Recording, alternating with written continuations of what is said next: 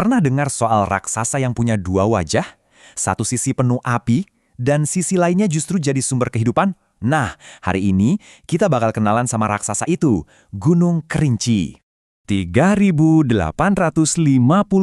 meter. Coba bayangin ya, setinggi itulah puncak Gunung Kerinci. Angka ini bukan sekedar angka loh. Ini adalah penanda keagungan seorang titan yang benar-benar menguasai pemandangan di sekitarnya. Dan bukan cuma itu, angka tadi itu juga ngasih dia dua gelar yang, wow, keren banget. Pertama, dia jadi gunung berapi tertinggi di seluruh Indonesia.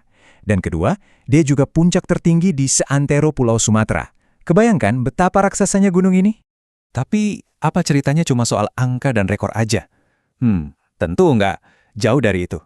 Kisah Gunung Kerinci ini ternyata jauh lebih dalam, lebih kompleks, dan jujur ya, jauh lebih menarik dari yang kita kira. Oke, kita mulai dari wajah pertamanya dulu ya, yaitu sisi apinya.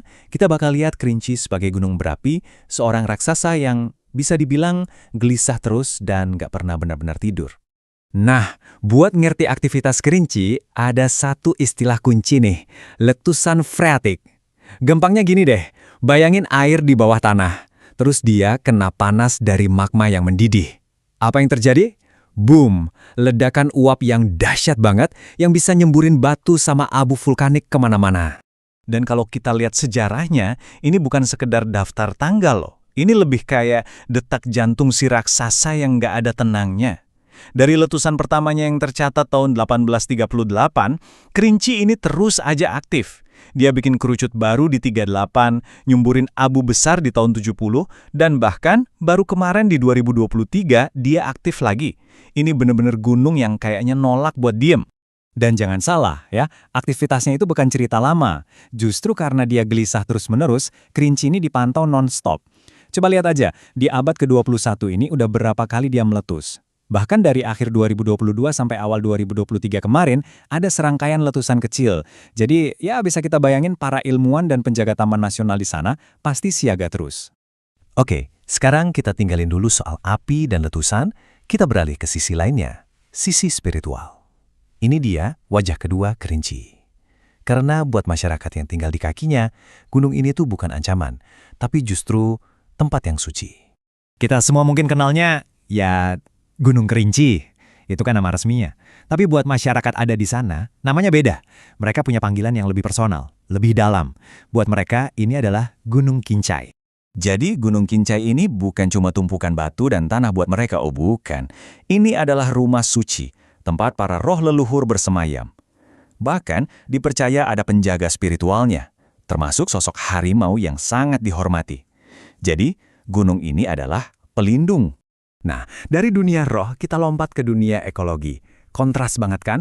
Ini dia identitas ketiga Kerinci. Bukan cuma raksasa api atau gunung suci, tapi juga sebuah bahtera kehidupan yang luar biasa penting. 1,48 juta hektar. Gede banget kan? Biar kebayang, luasnya itu lebih dari 20 kali lipat luas Jakarta loh. Segitu luasnya ekosistem yang hidup dan berkembang yang bergantung sama gunung berapi aktif ini. Angka fantastis tadi itu adalah luas dari Taman Nasional Kerinci Sebelat. Dan Gunung Kerinci itu persis di jantungnya. Taman Nasional ini bukan main-main loh. Ini salah satu kawasan konservasi paling penting di seluruh Asia Tenggara. Dan di dalam bahtera raksasa inilah beberapa satwa paling langka dan terancam punah di dunia bisa nemuin tempat berlindung. Kita bicara soal harimau Sumatera, badak Sumatera, bener-bener ikonik. Hutan ini jadi semacam benteng pertahanan terakhir buat mereka. Oke, jadi sekarang ayo kita coba satuin semua potongan puzzle ini. Jadi jelaskan, Kerinci itu bukan cuma satu hal. Dia itu perpaduan dari banyak wajah yang kelihatannya saling bertolak belakang. Kita udah lihat semua wajahnya kan? Ada wajah sang titan yang menjulang tinggi, ada raksasa gelisah yang terus bergejolak, terus ada sang penjaga suci yang dihormati masyarakat lokal, dan terakhir, bahtera kehidupan yang jadi rumah buat satwa langka. Dan inilah inti dari semuanya. Kerinci itu sebuah paradoks yang hidup. Di satu sisi dia punya kekuatan merusak api dan abu, tapi di sisi lain justru tanah vulkanisnya yang super subur itu jadi sumber kehidupan buat salah satu hutan paling kaya di planet ini. Ini semua akhirnya ninggalin kita dengan satu pertanyaan besar yang cukup rumit.